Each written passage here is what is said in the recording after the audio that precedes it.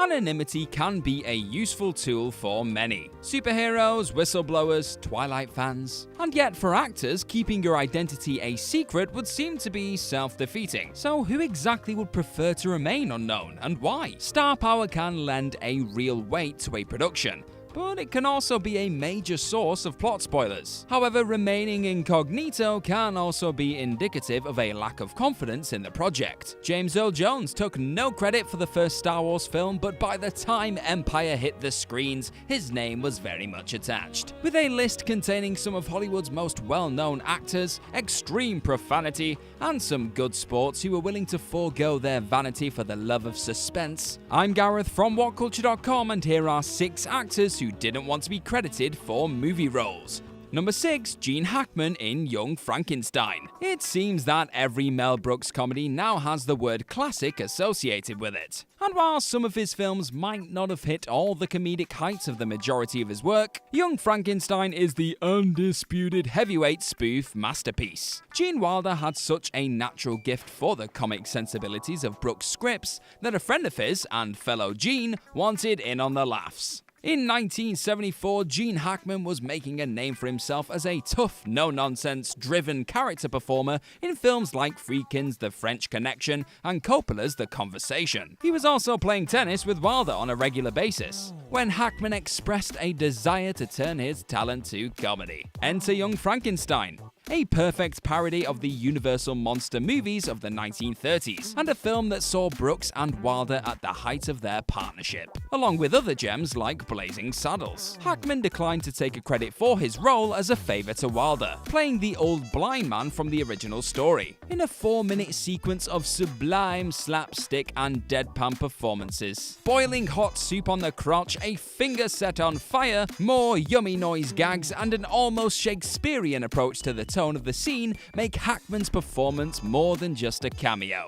This is full-blown comedic genius, I tells you. Hackman's last line, "I was gonna make espresso," was completely ad-libbed, and when the screen fades to black, that's due to the fact that the crew couldn't stop laughing. And it's not hard to see why.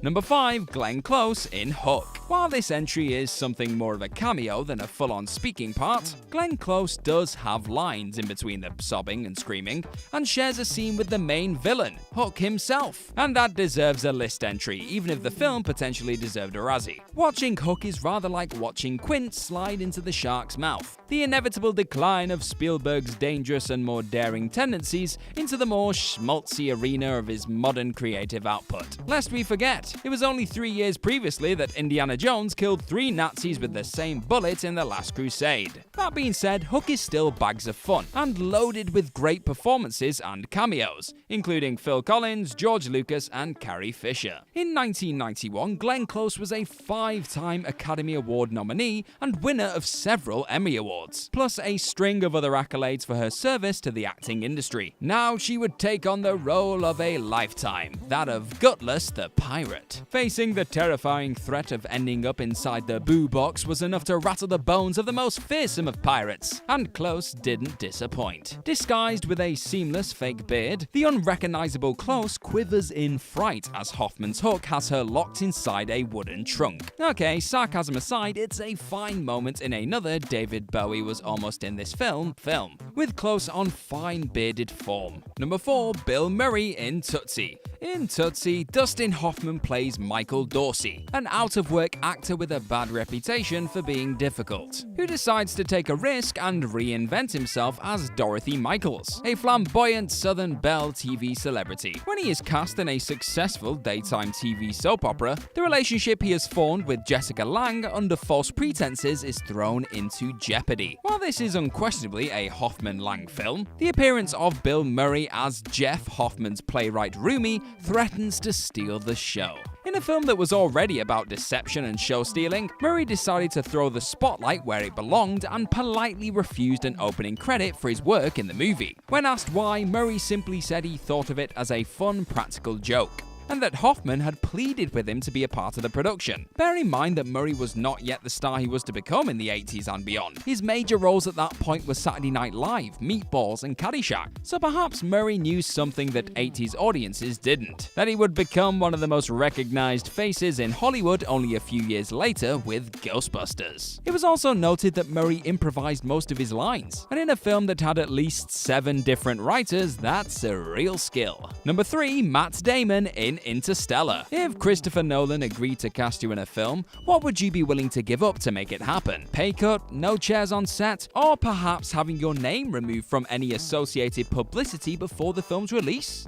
Everyone's favorite everyman decided to do just that. With Nolan's usual approach of absolute secrecy, it's hardly surprising that even someone as well-known, well-loved, and probably well-expensive as Matt Damon would take one for the collective Nolan team. Interstellar is a staggering piece of movie-making. An epic sci-fi story that holds the fate of mankind in one hand and the love between a father and his daughter in the other. Despite some complaints about the ending, the lack of clarity on exactly how the science takes a literal back seat to the emotional payoff of the story, and some rare issues with Nolan's usually impeccable pacing, it's powerful stuff. Damon plays Dr. Mann, a scientist and explorer stranded on one of several planets nominated as possible off-world colonies for the dying human race.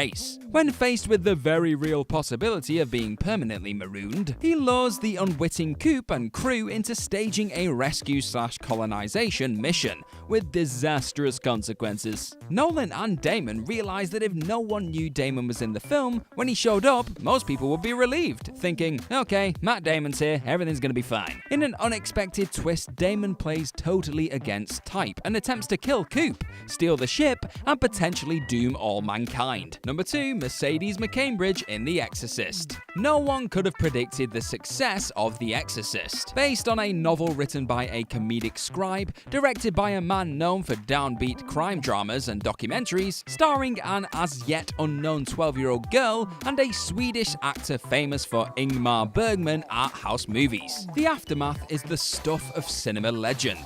So how did a very respected Hollywood actress who starred alongside Liz Taylor and Rock Hudson end up screaming obscenities in a film that would be banned for decades? Mercedes McCambridge had a successful career as a Hollywood star throughout the 1940s and 1950s, before director William Friedkin cast her as the demon's voice in The Exorcist. He stated in The Fear of God, The Making of The Exorcist, that McCambridge had the vocal qualities he was looking for: androgynous and weighty. Friedkin then had her tied to a chair and fed copious amounts of whiskey, cigarettes, and raw eggs to produce the multi-layered vocal resonance of Pazuzu the Demon. As for the lack of credit, McCambridge initially declined the offer of a regular billing, believing that the movie, while paying her a salary, would not amount to much, and what anonymity she had would add a greater impact to the performance of Linda Blair. When the film became nothing short of a phenomenon after its release, McCambridge went on to sue Warner Brothers and eventually had her name attached to all subsequent re-releases of the film. The power of cash compels you! Number 1, Edward Norton in Kingdom of Heaven. Edward Norton had enjoyed a full and varied career.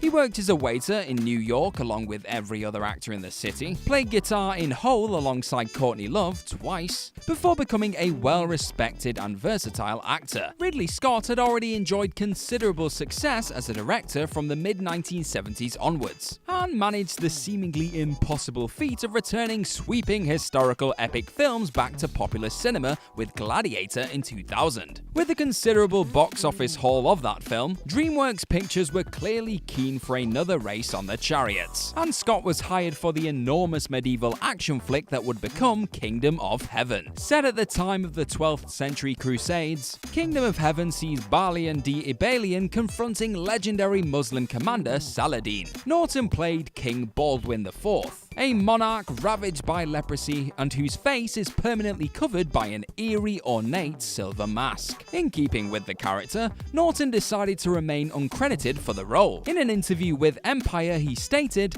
"I didn't want to be billed because Orlando Bloom's character keeps hearing about him. There's this anticipation, this big mystery about him. It's the whole point. And it was a free trip to Morocco."